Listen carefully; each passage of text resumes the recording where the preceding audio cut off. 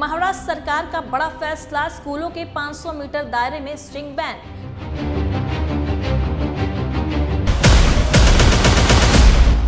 नमस्कार, आप देख रहे हैं आवाज भारती। मैं हूं आपके साथ दीपिका। महाराष्ट्र के देवेंद्र फडणवीस ने बच्चों की सेहत को लेकर एक अहम फैसला लिया है।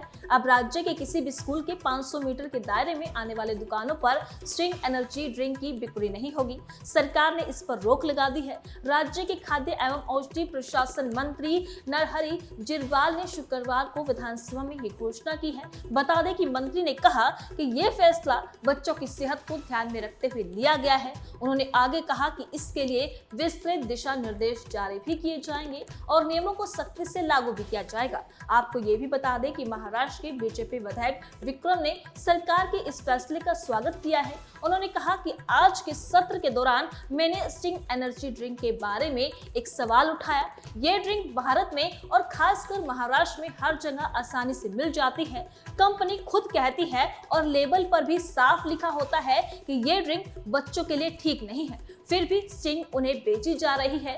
इसलिए मेरी मुख्य चिंता ये थी कि सरकार को ऐसे नियम बनाने चाहिए जिनसे बच्चों को इस प्रोडक्ट की बिक्री तुरंत रोकी जा सके। सबसे चिंता की बात यह है कि टीनेजर्स में इस प्रोडक्ट का सेवन दिन ब दिन बढ़ रहा है, जिससे इसकी लत भी बढ़ रही है। भविष्य में ये लत नशीले पदार्थों और दूसरे गलत दिशाओं की ओर भी ले जा रही है। आप भी सुनिए क्या कुछ कहा बीजेपी विधायक विक्रम ने। बेसिकली ये जो स्ट्रिंग ड्रिंक है इसके पीछे ही लिखा हुआ है it's not recommended for children. तो मेरी यही डिमांड थी, ये बच्चों के लिए रिकमेंडेड है ही नहीं। तो ये जो बच्चों को बेचा जा रहा है तो ये रुकना चाहिए। और मेरी ये डिमांड थी कि जिस हिसाब से टोबैको और टोबैको प्रोडक्ट्स ये बच्चों को अगर कोई बेचता है तो उन पे लीगल एक्शंस होती है, तो उसी तरीके पे अगर स्टिंग या फिर उसके एनर्जी ड्रिंक्स अगर कोई आदमी किसी को बेचता है, कोई ऑफिस बेचता है, शॉप बेचता है, तो वो शॉपकीपर पे भी लीगल एक्शन होने चाहिए। ये मेरी मांग थी।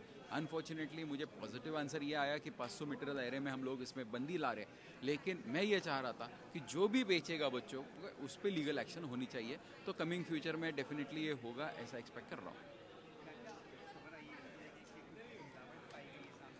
नहीं, मिलावट नहीं। देखो, ये लीगल प्रोडक्ट है, लीगली सब सही बन रहा है, लेकिन इसमें कैफीन है, ट्यूरेन है और सबसे इंपॉर्टेंट शुगर है। तो ये जो कॉम्बिनेशन है ये बहुत डेडली कॉम्बिनेशन है।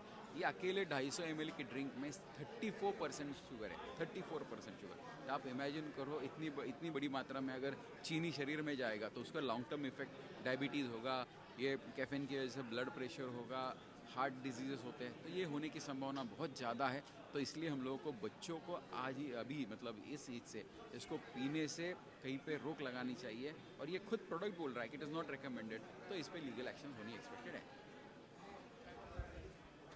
तो सुना आपने। वहीं राज्य के खाद्य एवं औषधि प्रशासन मंत्री ने यह कहा कि स्कूल परिसर और आसपास के इलाकों में बच्चों की सेहत के लिए हानिकारक खाद्य पदार्थों और कैफीन युक्त पेय पदार्थों की बिक्री रोकने के लिए संबंधित अधिकारियों को जरूरी दिशा निर्देश दे दिए गए हैं। माता पिता, शिक्षकों, प्रधानाध्यापकों और जिला परिषद को सलाह भी दी गई है कि वे ऐसी किसी भी बिक्री की सूचना खाद्य एवं औषधि प्रशासन को दें और संबंधित पक्षों के खिलाफ कानूनी कार्रवाई की जाए। आपको बता दें कि इस पूरे फैसले को लेकर जो महाराष्ट्र सरकार है उन्होंने इसका स्वागत किया है। वही इस फैसले को लेकर आपकी क्या राय है? अपनी राय हमें कमेंट करके जरूर बताइएगा, क्योंकि आपकी राय हमारे लिए बेहद जरूरी है।